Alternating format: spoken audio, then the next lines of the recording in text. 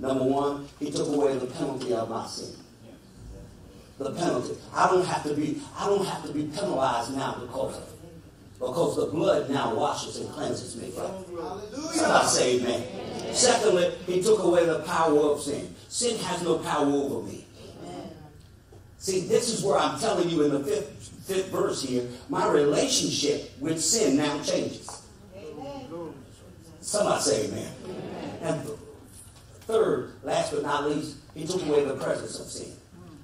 The presence of sin is the work that will be completed when we walk into eternity with him. Somebody say amen. 1 John 3:6. Whoso abideth in him sinneth not. And whoso sinneth hath not seen him. Whoso abideth in him sinneth not. You don't practice sin. No. Whoso sinneth hath not seen him. If you practice in sin, you don't know him. Stop lying to yourself. You may go to church, but you won't know him.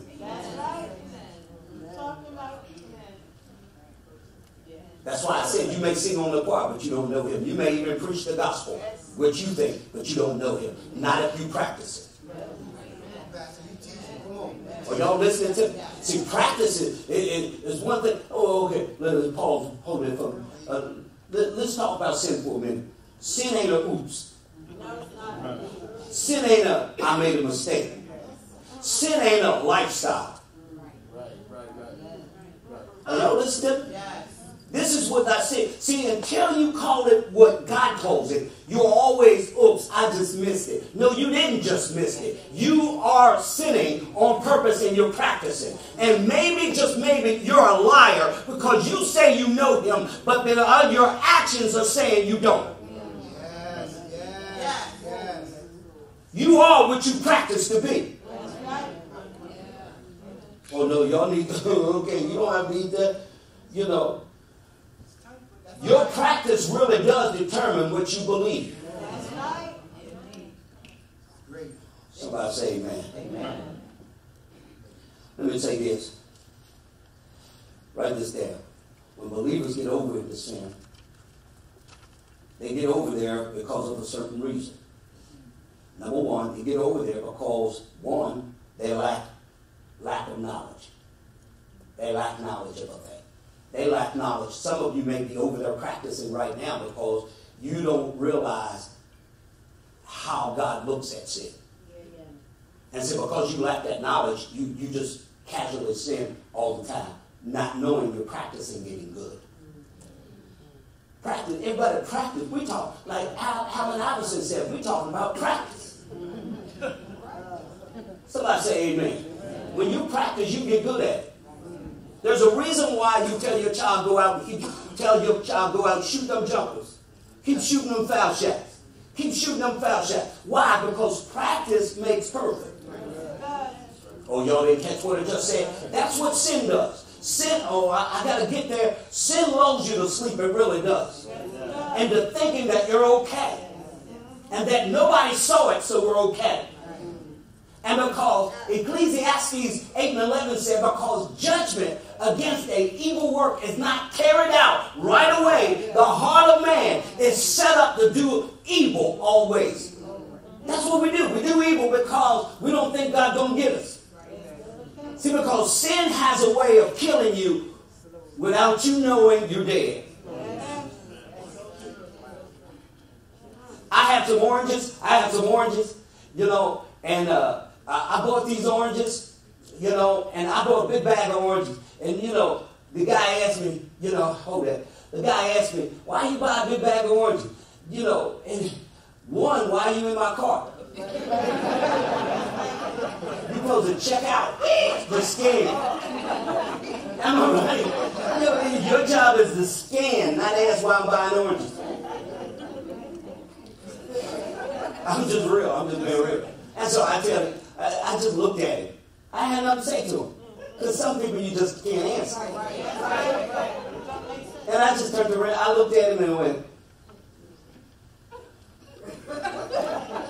And I guess he caught it. He's like, I guess I should just check out. That's what your job is. Unless you're paying for the groceries. Then I'll tell you what I'm going to do with them. So I got me some oranges, right? And Craig, these oranges were good.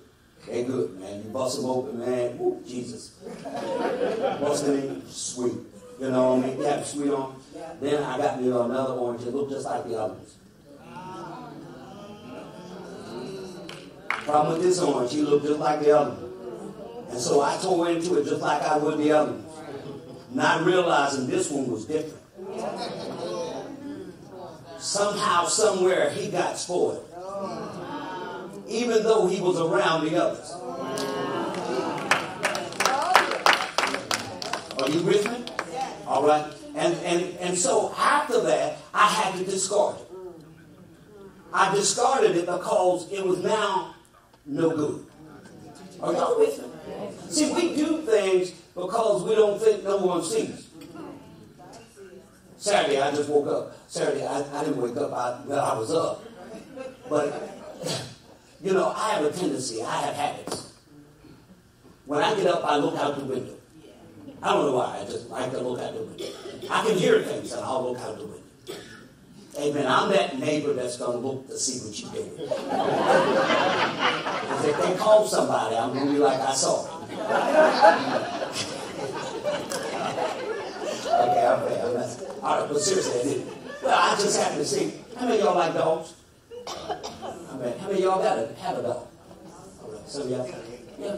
Well, I see my neighbor. I see my neighbor because I seen him before. And I seen him walking.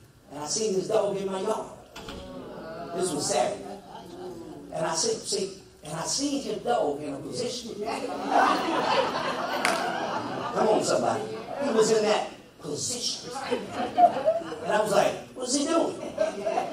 You know, and I said, boo, boo, boo. You know, I waited. I got to get it right. I waited. And then his owner was sitting there eating. And he was waiting while he was doing his thing. Right? After he did his thing, he said, and the dog did like that. I'm done. Yeah, in your yard. And then him and his owner started walking down the street. Boom, boom, boom, boom. Tell me where you going? Huh? Where are you going? And what you about? See, because we sin because we don't think nobody's watching. Are you with me? As long as he thought nobody was watching, he was walking down the street. But then somebody called him on it. And somebody said, I think you better come on back. I think you got something in my yard that belongs to you. And he said, huh? Then we get dumb. Huh? That's how we do when we get in sin. We get dumb. Huh? What I do? And I said, you bet. Oh, that's why I got a bag. Yeah, you got a bag. But you're not using your bag. Don't tell me what you got now. See, can I tell you something about sin? People act differently. See, sin ain't about sin ain't about being, repentance ain't about being, well, I told Teresa this. There's two different things, and I'm way ahead. There's two different things that come with sin. Self-gratification and self-preservation. But self-preservation does not come with sin. See, because, now watch this. That's the way your flesh is. Your flesh will walk in self-gratification because your flesh is all about pleasing you. Your flesh will kill you just to be satisfied. Am I right? Now, I told my wife this illustration. I can eat ice cream all I want and feel good about eating it, not recognizing or realizing it's killing me.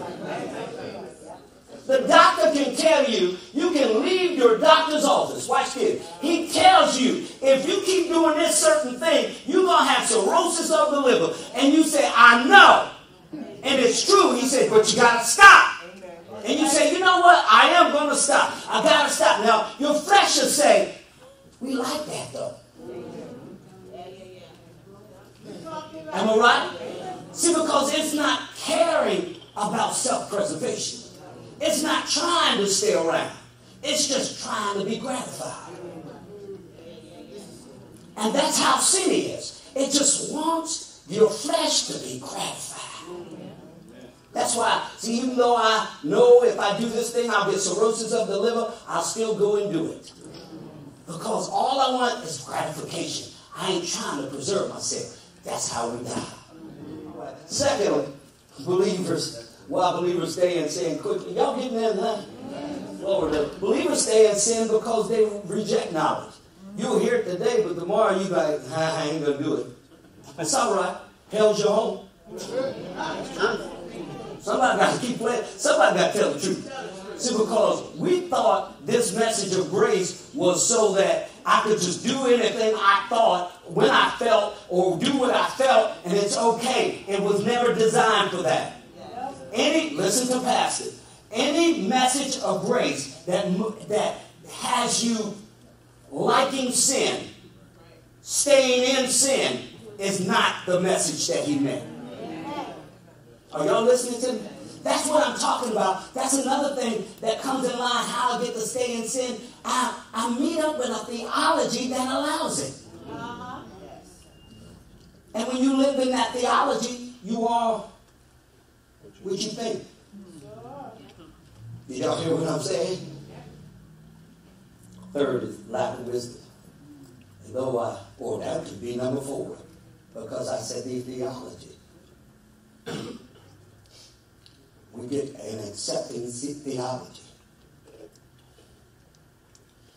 Christ's grace, and I said it earlier, is not a spiritual Tylenol just to give so that you can feel good. Sin was designed, when you're a believer, sin was designed to not make you feel good. That's right. Amen.